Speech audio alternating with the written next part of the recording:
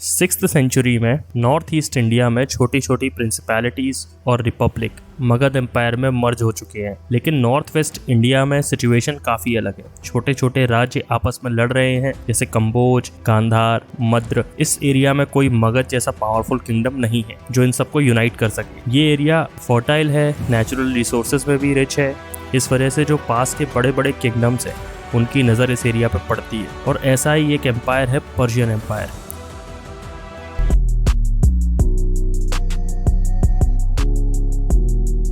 स्वागत है आपका एक बार फिर से हमारे YouTube चैनल पे। आज हम अपनी एंशिएंट इंडिया सीरीज में आगे बढ़ेंगे। लास्ट टाइम हमने बात करी थी राइज ऑफ मगध की, अब हम बात करेंगे फॉरेन इन्वेजन्स की, यानी कि पर्शियन और मैसेडोनियन इन्वेजन्स की। सिक्स्थ सेंचुरी में पर्शियन एम्पायर इंडिया की नॉर्थ वेस्टर्न बाउंड्री टच कर रहा है। पर्शिया यानी कि प्रेजेंट डे ईरान की जो रूलिंग डायनेस्टी थी उसका नाम था अखमनिद डायनेस्टी। साइरस ने एक मिलिट्री एक्सपीडिशन लीड करा था इंडिया में, जिसमें उसने कपिशा एक सिटी है जो कि साउथ ईस्ट में है हिंदू कुश माउंटेन्स से, को डिस्ट्रॉय कर दिया था। हेरोडोटस जो कि एक ग्रीक हिस्टोरियन है, बताते हैं कि इंडिया पर्शियंस की 20वीं और सबसे प्रॉस्परस सैट्रपी हुआ करती थी। सैट्रपी का मतलब होता है एक प्रोविंस, आप एक राज्य कह सकते हैं। दरायस 1 के बेहिस्टन इंस्क्रिप्शन में गांधार को मेंशन किया गया है। हमादान एक दूसरा इंस्क्रिप्शन है जिसमें हेदू शब्द का उल्लेख है। दरायस को सक्सीड किया जरक्सिस ने, जिसने अपनी आर्मी में इंडियन सोल्जर्स को रिक्रूट किया। इसके अलावा दरायस 3 जब अलेक्जेंडर से लड़े तब उनकी आर्मी में इंडियन मर्सनरीज भी थे। ये तो हुई पर्शियन इन्वेजन्स की बात। अब हम देखेंगे कि जो पर्शियन इन्वेजन्स है इनका इम्पैक्ट क्या था, पर उससे पहले मैं आपको एक इंटरेस्टिंग बात बताना चाहता हूँ। टेसियास एक ग्रीक है जो कि फिजिशियन है पर्शियन कोर्ट में, ने कुछ बातें की हैं नॉर्थ वेस्ट इंडिया के बारे में। अब देखिए वो एक टाइगर को कैसे डिस्क्राइब करते हैं। In each jaw, it has 3 rows of teeth, and at the tip of its tail, it is armed with stings, by which it defends itself in close fight, and which it discharges against distance foes, just like an arrow shot by an archer.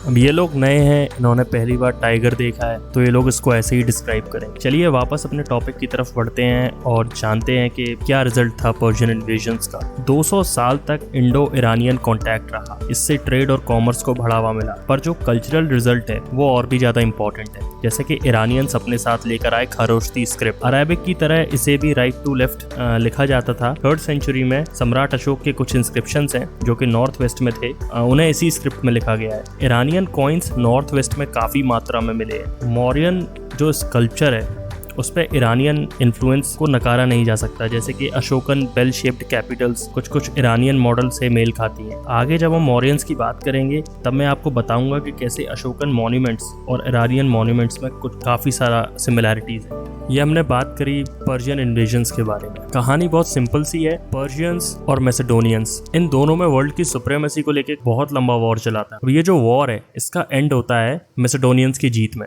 मैसेडोनियंस शब्द हम यहाँ पे use नहीं करेंगे, हम यहाँ पे बोलेंगे ग्रीक्स, जो हेलेनिस्टिक वर्ल्ड है। होता क्या है कि अलेक्जेंडर द ग्रेट वहां से मैसेडोनिया से इन्हें डिफीट करता हुआ आता है और फाइनली इनके एम्पायर को कंप्लीटली खत्म कर देता है। तो पर्शियंस के थ्रू अलेक्जेंडर को पता लगता है कि एक जगह है जिसका नाम इंडिया है, द लैंड बियॉन्ड इंडस। उन लोगों के पास बहुत सारी वेल्थ। पर्शियंस के थ्रू जब अलेक्जेंडर को ये बात पता लगती है तो अलेक्जेंडर सिंस पर्शियंस को डिफीट कर चुके होते हैं, वो उन्हें चेज करते हुए यहाँ तक आता है इंडिया की नॉर्थ वेस्टर्न बाउंड्री तक। और उसके बाद हम अपने अगले टॉपिक पे जाएंगे जो कि है मैसेडोनियन इन्वेजन, और देखेंगे कैसे अलेक्जेंडर इंडिया की बाउंड्री को टच करके वापस लौट जाता है। अलेक्जेंडर के इंडियन इन्वेजन के टाइम पे जो नॉर्थ वेस्ट इंडिया की जो पॉलिटिकल सिचुएशन थी वो ग्रीक्स के लिए काफी फेवरेबल थी। क्या कंडीशन थी? तो जो नॉर्थ वेस्ट का एरिया था वो छोटे छोटे इंडिपेंडेंट किंगडम्स और ट्राइबल रिपब्लिक में डिवाइडेड था, और कोई सेंट्रल लीडरशिप तो थी नहीं, तो कोई यूनिटी नहीं थी। इसलिए अलेक्जेंडर को इन छोटे छोटे प्रिंसिपैलिटीज को एक एक से कनकर करना ईजी था।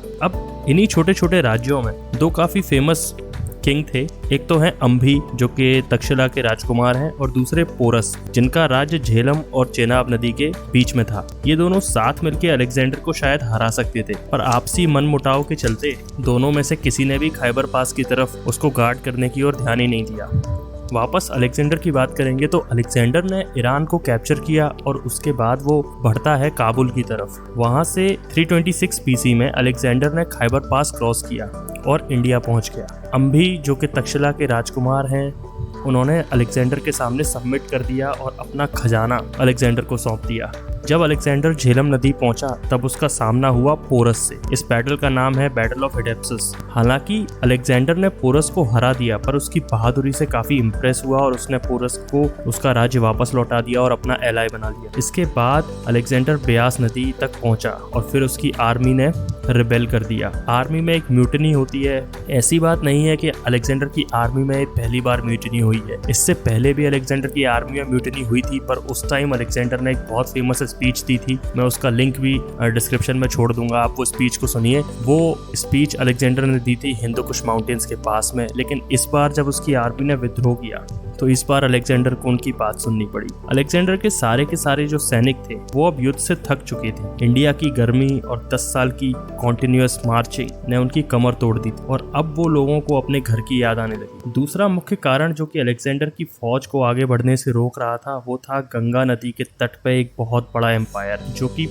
पोरस की आर्मी से काफी शक्तिशाली था। हम बात कर रहे हैं मगध के नंद साम्राज्य की, और उस वक्त नंद साम्राज्य का राजा था धनानंद। ग्रीक हिस्टोरियन अरायन कहते हैं कि in art of war the Indians were far superior to the other nations inhabiting the area at that time. Alexander ने अपनी सेना से काफी अपील की पर उन्होंने उसकी बात नहीं मानी। अलेक्जेंडर शिकायत करते हैं कि मैं उन लोगों के दिलों में उत्साह भरने की कोशिश कर रहा हूँ जो डिसलॉयल है और डर से दबे हुए हैं। सिकंदर कभी किसी से नहीं हारा, लेकिन लास्ट में अपनी आर्मी से हार गया। इस म्यूटनी के बाद सिकंदर वापस लौट गया। अलेक्जेंडर इंडिया में लगभग 19 मंथ्स रहा। आइए जानते हैं कि अलेक्जेंडर के इन्वेजन का क्या इम्पैक्ट। जो अलेक्जेंडर का जो सक्सेसफुल कैंपेन था वो पहला ओकेजन था जब एंशिएंट यूरोप और एंशिएंट साउथ एशिया में कॉन्टैक्ट हुआ। इस कैंपेन से ग्रीक्स ने नॉर्थ वेस्ट तक एक बड़ा पोर्शन कैप्चर कर लिया जो कि बाद में मौर्यंस ने उनसे छीन लिया।